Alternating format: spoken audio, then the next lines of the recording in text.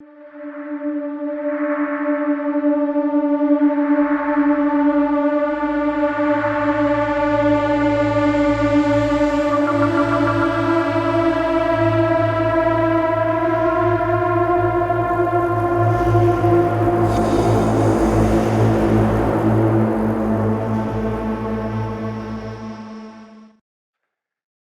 evening and welcome to ALRA TV's How I Found My Destiny.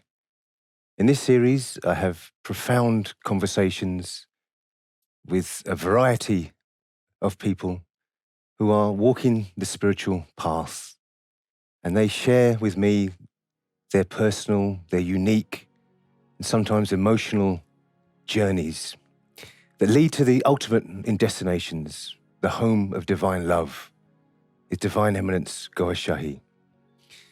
And I'm delighted this evening to welcome none other than the President of Mehdi Foundation International, Shaykh Amjad Ali, aka Chachu.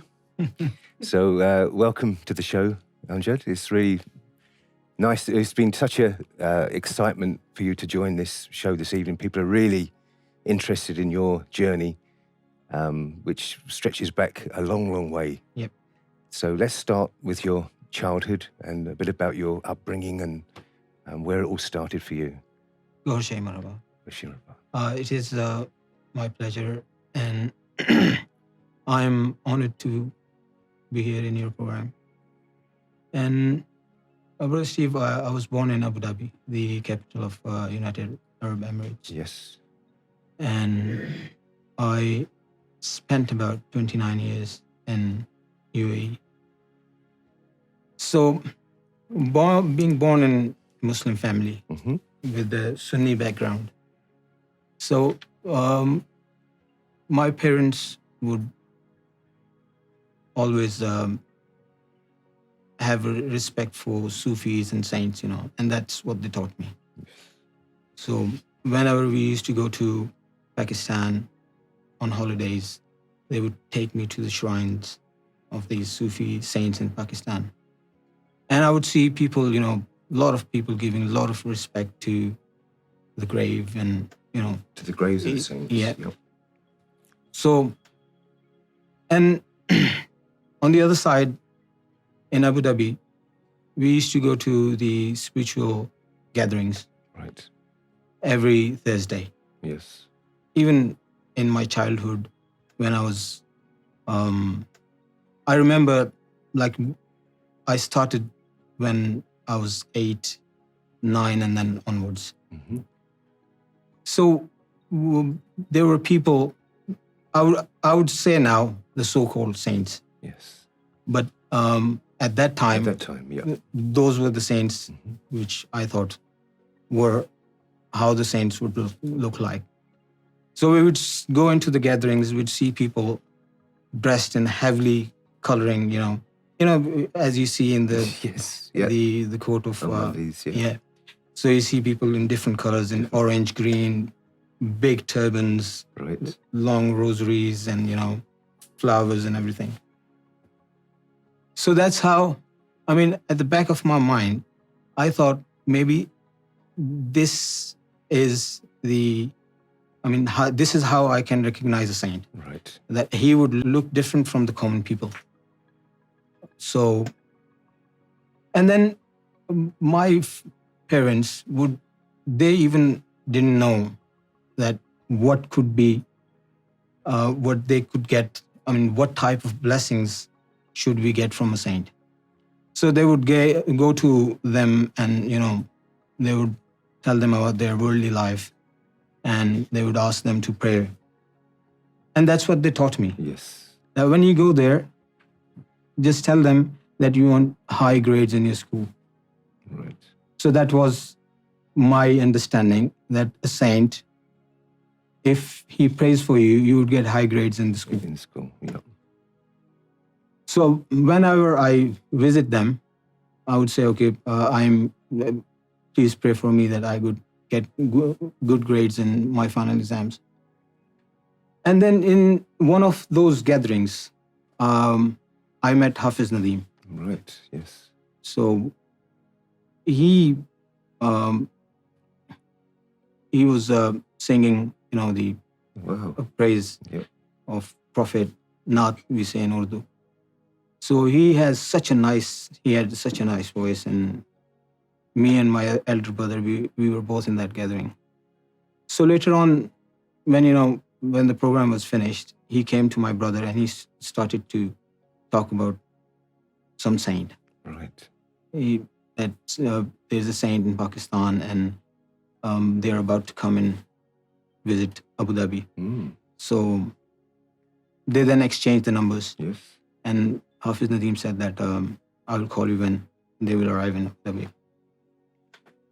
So the day came, he called, and my brother said, okay, let's go. So we went to... It was just you and your brother? Yeah, So me and my brother. You were quite young. I was 14 years. 14 years old? Yeah. Wow, okay. 14 years old. And before that, I would just like to mention one of the incident. When I was 9 years old, the same place where I met Sarkar Gohar Shahi, same building, I was standing just under that building, and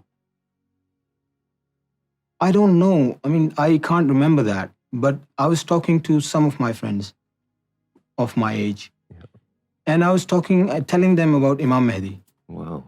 I have no idea how that thought came to my mind, and I started to tell them that there would be a time that Imam Mahdi would come to this world. Right. And I told them that this was in a random place. Random place. In Abu We were Dhabi. just playing. Yeah. We were just playing, but it was the same place where I met Sarkar Gohar Shahi. Wow. I mean, now I think it wasn't a coincidence. No. That thought coming into my mind. I was telling them, and when I think about it, I always think that how come a 9-year-old boy would say things like these? So I was telling my friends, listen, that there would be a time that Imam Mahdi would come to this world. And I don't know what would be that time. Maybe we would be alive or not, but remember well that we have to follow Imam Mahdi. Gosh. That part is always, I always remember that. So when I went to the place where Sarkar were visiting, so it was a flat, and Sarkar were actually with a group of people in one room. So I went to the room, the door opened, and I saw Sarkar. Wow. Sitting right in front of that door on a bed. So first thought came to my mind, because Sarkar were wearing white, very simple, white outfit with a white turban.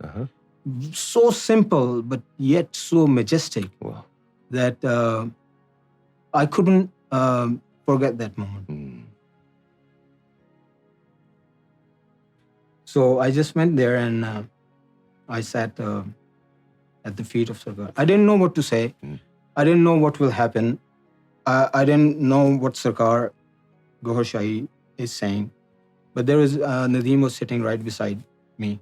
And he said, take the initiation. And I had no idea what initiation is. Right. And Sarkar didn't say a word and said, okay, close your eyes.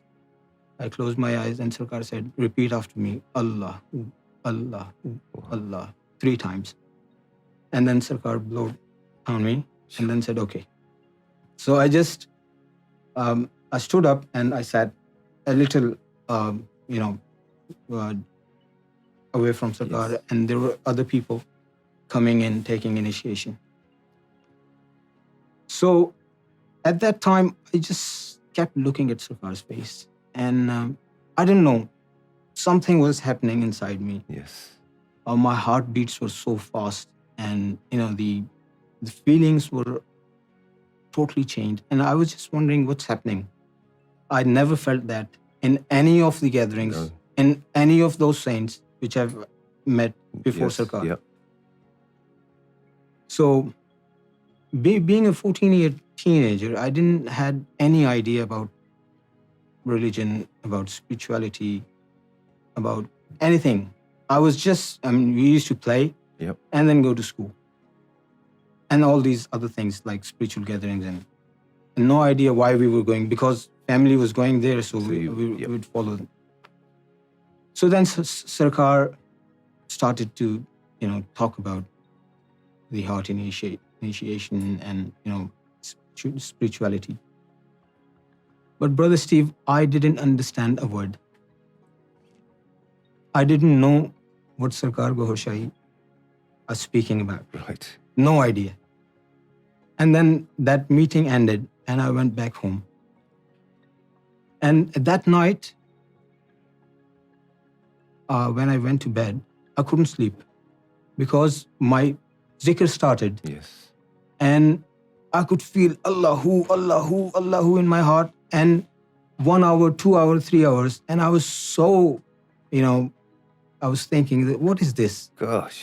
It's not letting me sleep. I mean, I didn't know what happened. Incredible. I didn't know what was going on. So then Sarkar stayed there for about 6 or 7 days. And then Sarkar left for Pakistan. So the time passed by, and in the next year, in 1990, I went to Saudi Arabia with my family. Right. For pilgrimage, Mecca and other holy sites. So after performing Umrah, people who go there, they would visit all the holy sites. Yes. So one of the sites is the cave of Hira, which is at the top of the mountain, and which is a place where Prophet Mohammad used to spend his time alone when he was a youth, 25 years old. He would spend most of time there in that cave. Right. So that's a holy place, so everybody would go and visit that place. So we also went there. That was the first ever time we were visiting Saudi Arabia. Yes. So it was a mountain, quite tall mountain, and I just started to, walk towards the top, and then I started running. So everybody just got left behind, and then suddenly I found myself in a place all alone, and I thought that I'm lost. Wow. And I was a bit scared as well, because it was a very high mountain, and then I didn't know where to go. So, Brother Steve, what happened? For a glimpse of a second, a thought came to my mind, and I said, Sarkar, can you send Prophet Muhammad to guide me where to go? Wow. And the second thought said, oh, this is a blasphemy. Who are you to call Prophet Muhammad? You're just a common person. He is a prophet. And Brother Steve, all this happened in like few seconds. And the next voice I heard from somewhere, there was a big, I heard it from a little bit distant. And when I looked towards, followed the voice, there was a big rock, and somebody was standing on the rock.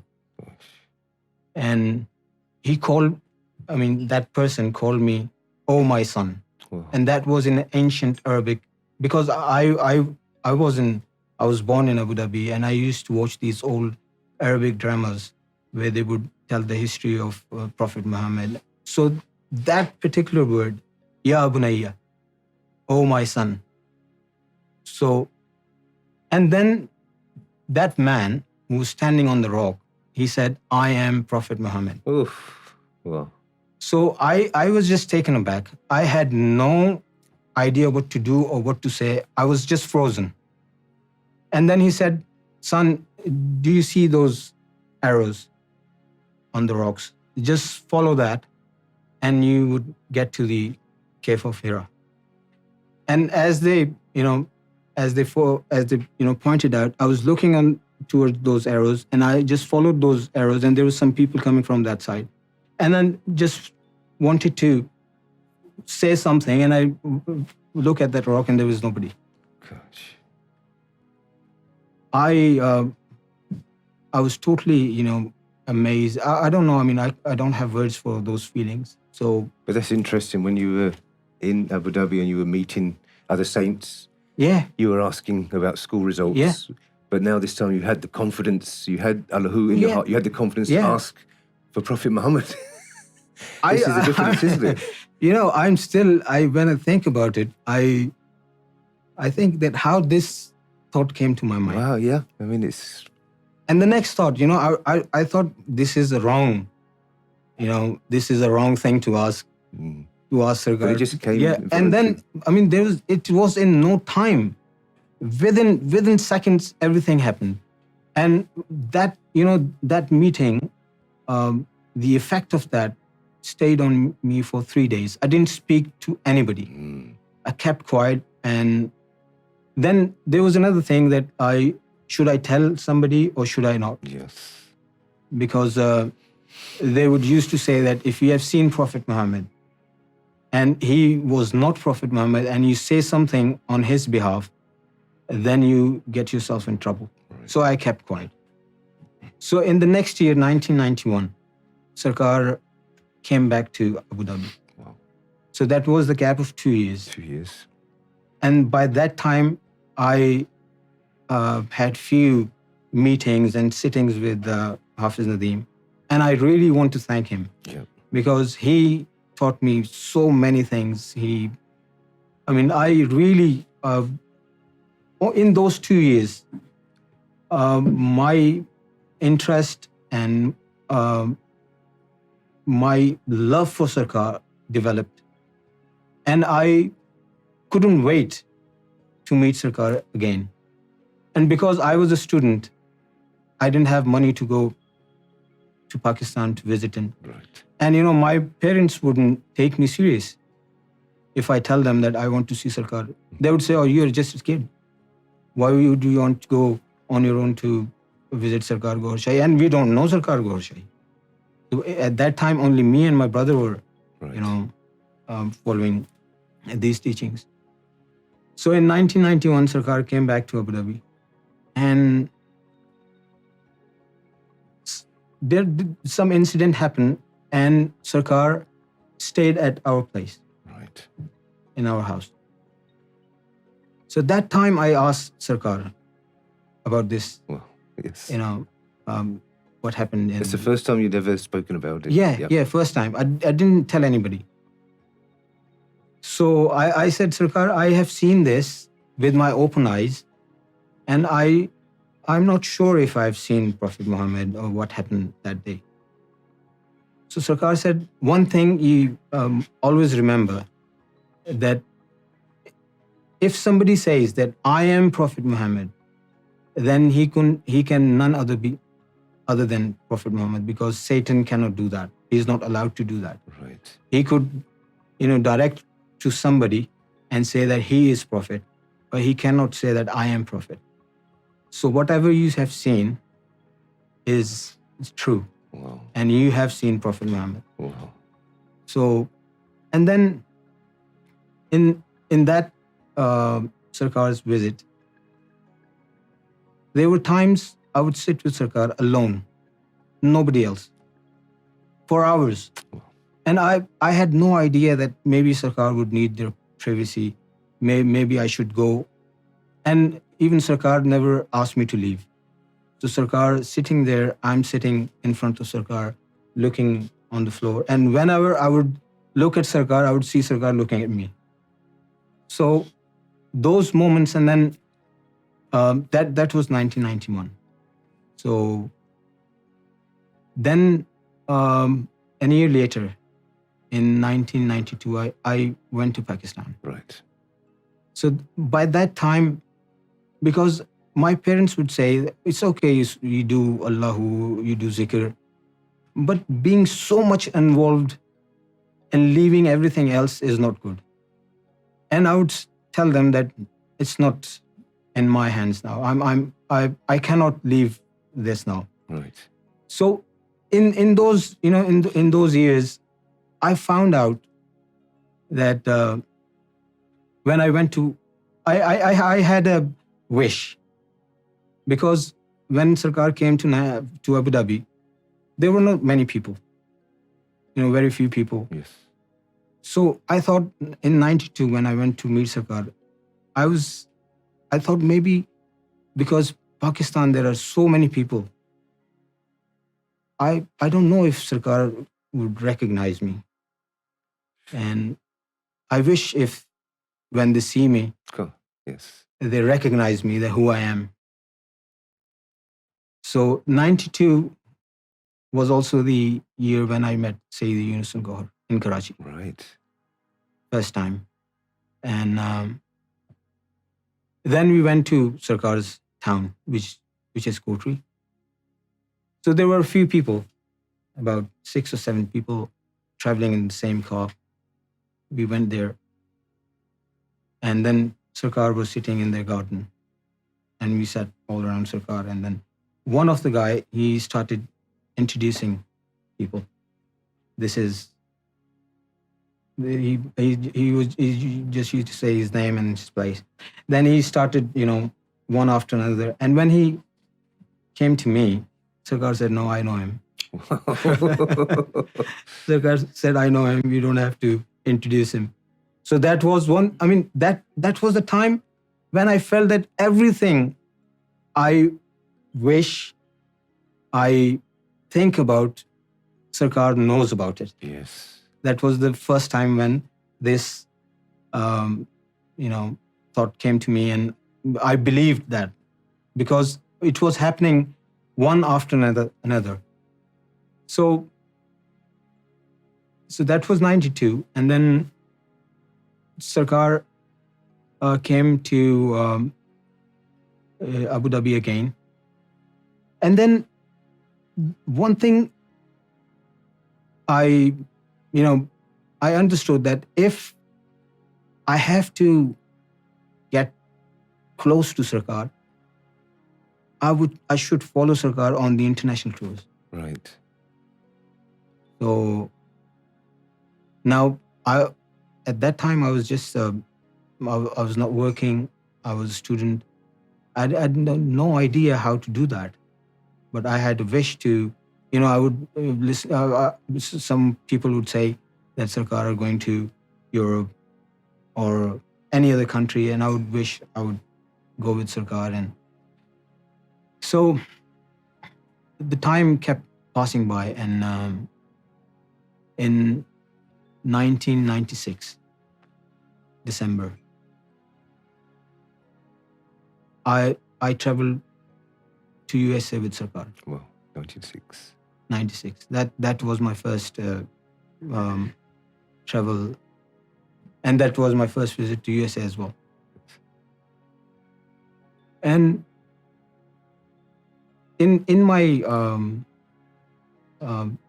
when I was in 10th grade, and I had a dream of going to USA, and I wanted to go USA to study there.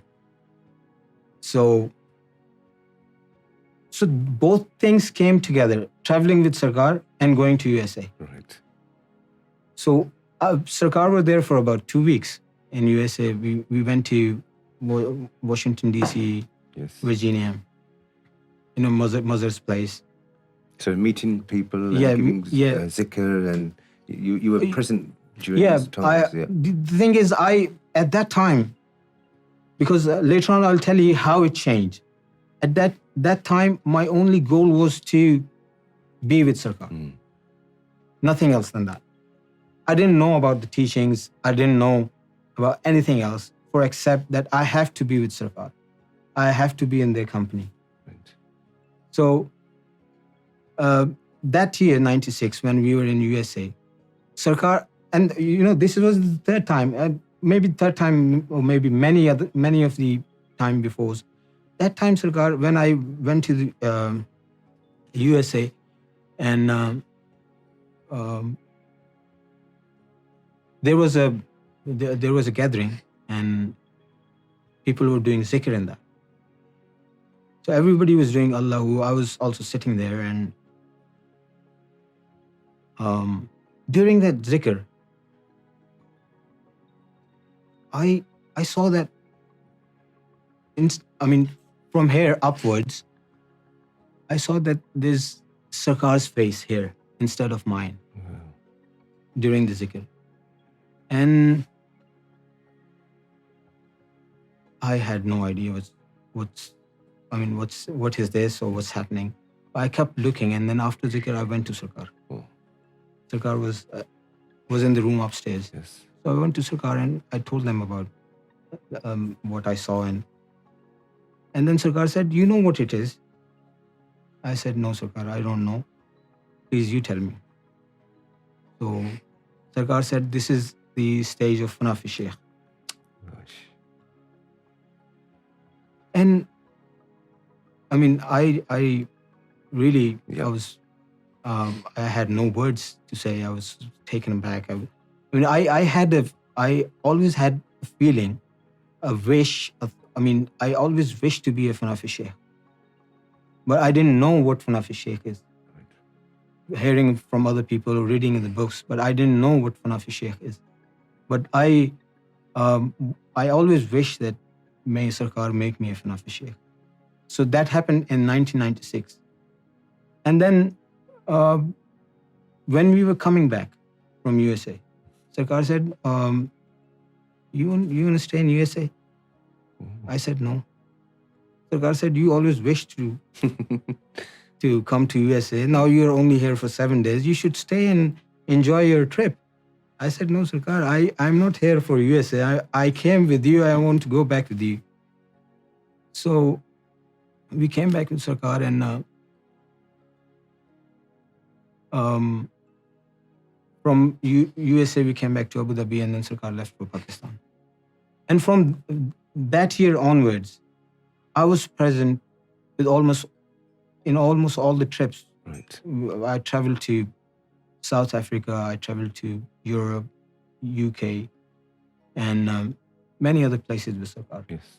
And some of the trips, let me, I just forgot this. In the next year, 1997, Sarkar came to UK. Right. So I also, came to UK, and I arrived at Heathrow. So there was Azam. He picked me up, Yes. and we went to Manchester. So then in Manchester, I met Sayyidi again. Right. And that was the time when actually I came to meet him personally and came to know him. So when we were there, I would see how Sayyidi would, sit in Sarkar's company. How would they, talk to Sarkar? Yes. And I would see, all I see was love. Wow. And I admired that. And I would say to myself that if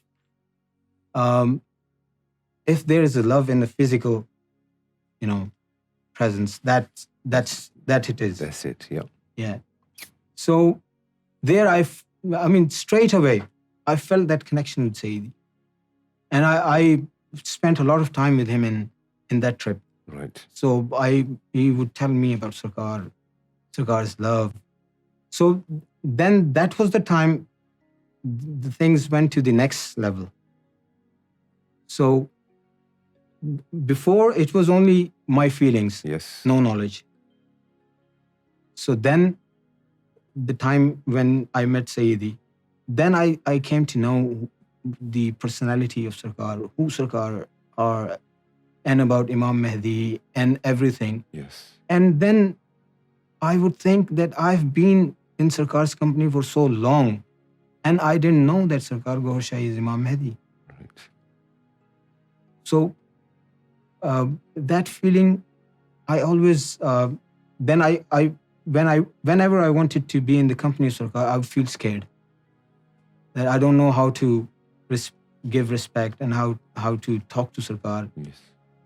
And then, Brother Stephen, from, the time passed by, and from 1999 to 2001. Yes.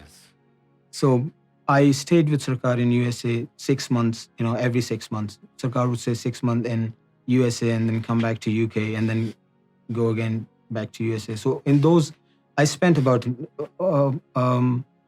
a year or maybe more than a year with Sarkar. Mhm.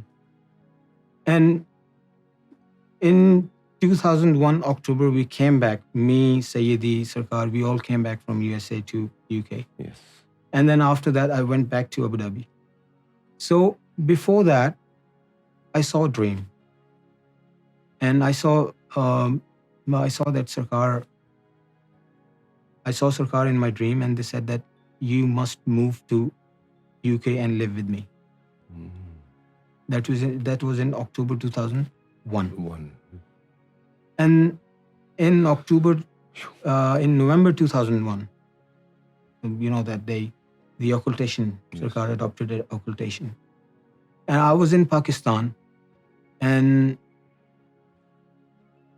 when my brother told me this news, and he said that this has happened, I mean, I had a strong belief that nothing could happen to Sarkar, and Sarkar always said that there would be a time that I will, disappear, Yes. and I will come back. Remember that.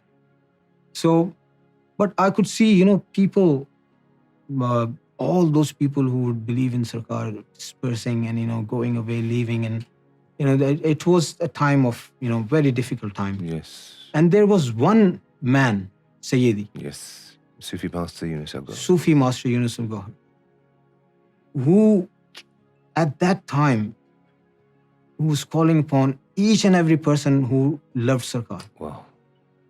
And he at that time, he started gathering people, One telling by one. one by one. He was alone. Yep. Millions of people on one side, Yes. and spiritual master Yunus Al Gohar on one side. Yes. And then a lot of opposition from the family, from, the organization in Pakistan. And people who would love to stay with us, who would love to be in our company, started to hate us Mm. because of the difference in belief. So then in 2002, Sayyidi called me and said, come to UK. All right. And in January 2002, I went to UK. And believe me, that was the day when I saw Sayyidi. That was the day the occultation ended for me. Wow. Because I saw none other than Sarkar when I met Sayyidi. Yes. And I spent like 3-4 days in Sayyidi's company. And that was the moment I thought that that's it. I cannot stay away from Sayyidi. And then in 2003, I moved to UK. UK. And then since 2003, and it's 2020 now, Yes. it's been 17 years. 17 years. I've been in the company of Sayyidi. Yep. And whoever I am right now is because of Sayyidi. All the knowledge, who Sarkar are, their personality, what is our goal, what is our destiny, how we have to lead our life, what we have to do, what priority should we have in our lives, has been told by Sufi Master Yes. Sayyidi Yunus Al Gohar. I mean, I cannot thank. I cannot. I have no words. I mean, if I say in my own language, in Urdu, so let me say it in Urdu. Yes. I always think that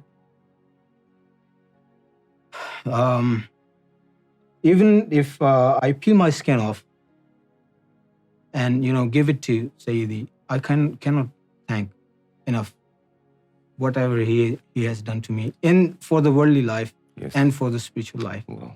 If it was not Sayyidi, I wouldn't be here. Very true. I wouldn't be who I am right now. I don't know where I would have ended up, because I loved Sarkar. Yes. But I didn't have the knowledge, and I didn't have the way.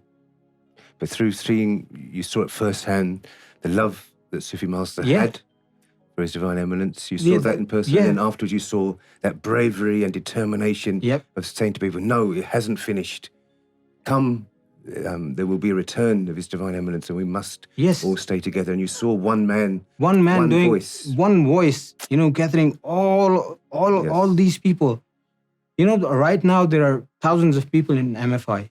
You know that. Yes. You have seen that. Yeah. But at that time, before 18 years, there was one man. And all the struggle, I've seen it. I mean, I've been with Sayyidi in all the trips. And I've seen through all this, whatever happens up till now. Yes. So, I mean, it's amazing. It's amazing, and their personality. And, when I say I have found a friend, a brother, a spiritual master, and my Lord in one personality. Yeah. So I feel I'm the luckiest one. So this is this is my destiny. Yes. Because I am here, I am with Sayyidi, this is my destiny. Wonderful. And of course now you again travel far and wide. Yeah.